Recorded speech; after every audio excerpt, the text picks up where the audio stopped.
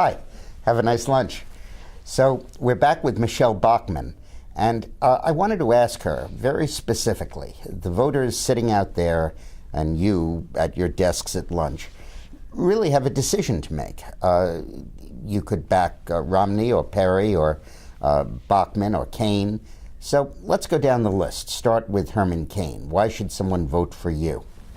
Well, people should vote for me because I'm the candidate in the race who's actually going to change Washington, D.C. I've been in this arena for the last 5 years, living and breathing and fighting every step of the way. I've got the experience and the background. A lot of people don't know I'm a federal tax litigation attorney. I've spent years in the federal tax courts, and I've started from scratch our own successful company. I've raised 5 biological children, 23 foster children. I have spearheaded an education reform movement in the most least likely state in the country, Minnesota, so and you'd succeeded. really make the case of sort of 3 levels of experience: a private sector experience, much like Herman and Romney have, a public sector experience in Washington that really nobody has, except people that kind of go along all the time, and a family experience where you've, as a parent and foster parent, you really have seen the world from all of those angles.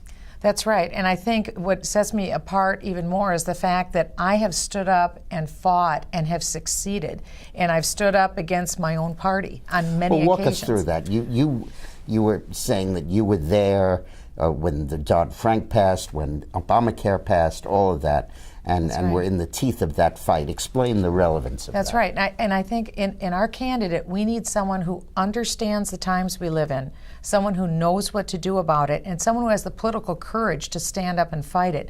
That's what I've done for 5 years. That's my proven record. I was on Barney Frank's committee when all of the economic meltdown came down, and I took on that thinking of Barney Frank. When the Dodd-Frank bill came out, I knew how bad it was, and I filed the bill to repeal it, to fight it. We have to, because it's an anti-competitiveness bill. That's anti-American. I've taken that on, and I will fight for that as President of the United States. We have to repeal Dodd-Frank to turn the economy around. Also on Obamacare. I have fought that every step of the way and brought literally tens of thousands of Americans to go up and down the halls of Congress to lobby. It's one thing, and I have that repeal bill. It's one thing to say that you want to repeal it and you fought it. But what strikes me in what you're saying is significant is that it's not just a matter of, no, do away with it. These programs have sunk deep roots. They have sunk deep into roots. The laws, into the bureaucracy. And here's the bigger issue. You have to be an archaeologist to unearth them and get rid of them. Well, and here's the bigger issue. 2012 is it.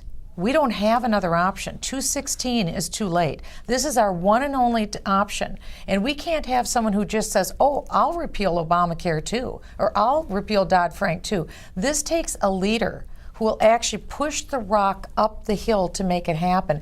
I have the ability to do that. I've been here swinging and punching and fighting. I get the pitfalls, and I get the bill, and I will do it as President of the United States, because being a president is being the leader and offering the direction. I know how to do that. I've been there, done that for 5 years, and I have won very improbable victories, but it's because I have the spine and the will and the background and also the knowledge as to what needs to be done to actually make it happen.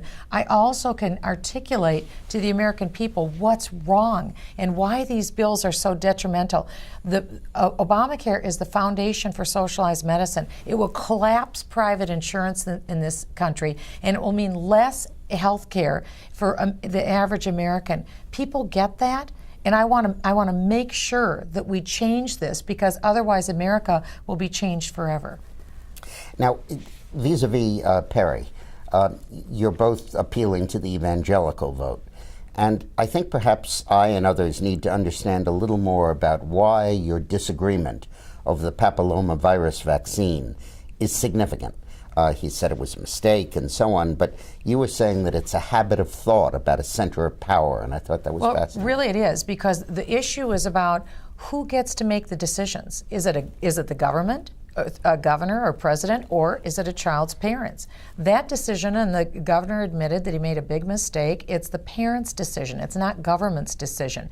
That is a distinct worldview thinking that is very significant. But the other part that really was the bigger factor is the political payoffs to the crony capitalism. What you're really saying then, I guess, is that it's not just that this was a bad policy decision.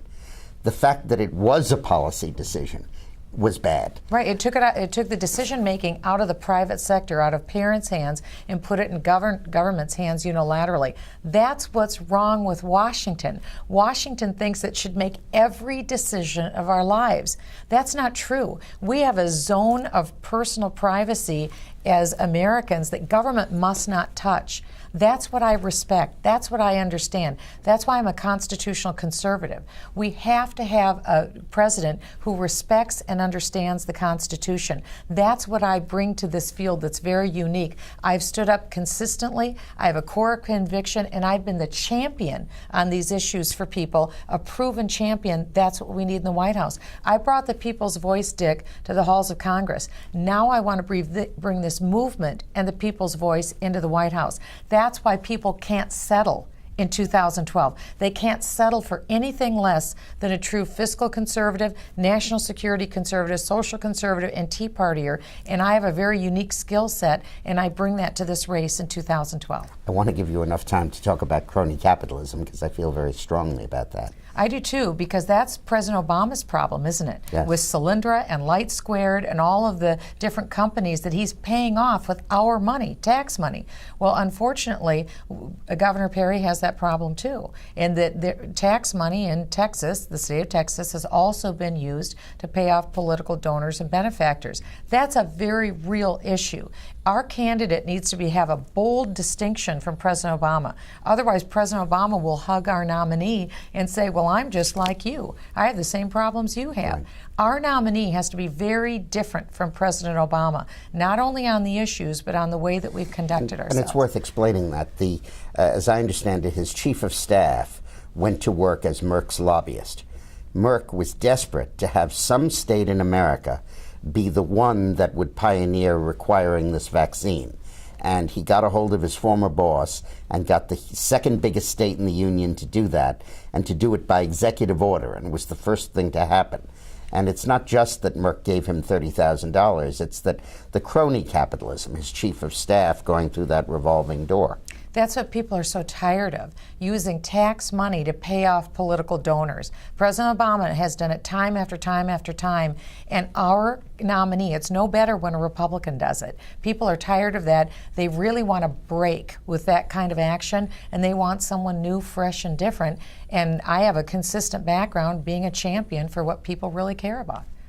Well, that's a pretty good candidate there. So thanks very much. Have a nice lunch, and see you tomorrow.